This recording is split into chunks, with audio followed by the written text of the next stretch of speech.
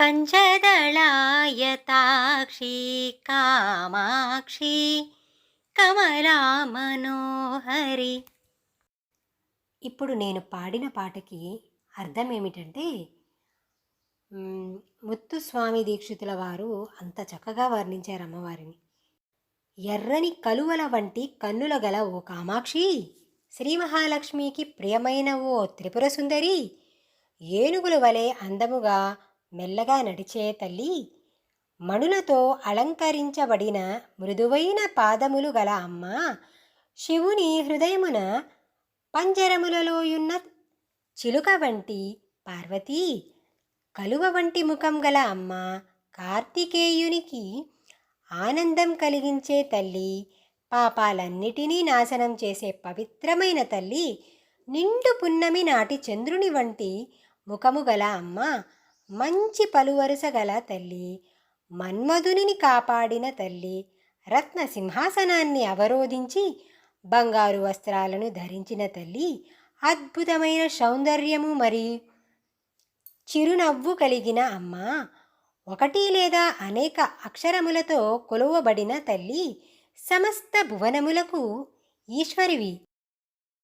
సచ్చిదానందము అనే అమృతాన్ని ప్రవహిస్తూ ప్రకాశించే తల్లి, ఏకాగ్రమైన మనస్సుకు లయకారిణివి, శుభములు కలిగించే తల్లి, ఏకాంబరేశ్వరుని పత్నివి శంకరి.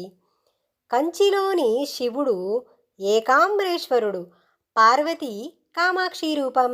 ఆ కామాక్షిపై కర్ణాటక సంగీత త్రిమూర్తులలో ఒకరైన ముత్తుస్వామి దీక్షితులు రచించిన ఈ కృతి ఎంతో ప్రాచుర్యం పొందింది. దేవీ ఉపాసకులను దీక్షితుల వారు అమ్మ సాక్షాత్కారము పొంది సిద్ధులైనారు. శ్రీచక్ర నివాసిని అయిన ఆదిపరాశక్తి వైభవాన్ని ముత్తుస్వామి దీక్షితులు కీర్తనలు ఆనంద నిలయాలు. సంగీత త్రయంలో దీక్షితుల వారు శ్యామశాస్త్రుల వారు కంచి కామాక్షిపై ఎన్నో కీర్తనలు రచించారు. కామాక్షి వైభవాన్ని వీరిరువురు తమ కీర్తనల ద్వారా ఎంతో ప్రభావవంతంగా ప్రచారం చేశారు. దీక్షితుల వారు పల్లవిలోనూ రాగముద్రను కమలా మనోహరి అన్న పదం ద్వారా ఉపయోగించారు. ఓంకార పంజర సుఖీం అన్న శ్లోకానికి దగ్గరగా అయిన శివపంజర సుఖి అన్న అమ్మవారిని వర్ణించారు. శివుని హృదయంలో శక్తి నివసించటం ఈ విశ్వతత్వానికి ప్రతీక.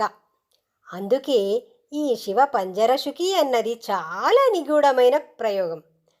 గురుగుహ అన్నది ఆయన ముద్ర. దీక్షితుల వారు రచనలు ఎక్కువ మటుకు సంస్కృత భాషలోనే చేశారు. ఇసుకతో చేసిన లింగాన్ని మామిడి చెట్టు కింద అర్చించి వివాహమాడిన సన్నివేశానికి ప్రతీకగా కంచిలోని కామాక్షి ఏకాంబరేశ్వరులు దేవాలయం, శక్తిపీఠాలలో ఒకటైన కంచి ఆదిశంకరులు ఇక్కడే అమ్మవారిని కొలిచి తరువాత ప్రభావాన్ని పొందింది. ఏకాంబరేశ గృహేశ్వరి శంకరీ అని దీక్షితులు ఆ ఆది దంపతులు దివ్యక్షేత్ర మహిమ చాటారు. ఈ కృతి చివరిలో చిట్టస్వరం దీనికి ఎంతో ఆనందాన్నిచ్చింది. దీక్షితుల వారు రచించిన ఈ కృతికి కోటి ప్రణామాలు సమర్పిస్తున్నాను. శ్రీమాత్రే నమః. శ్రీ గురుభ్యో నమః.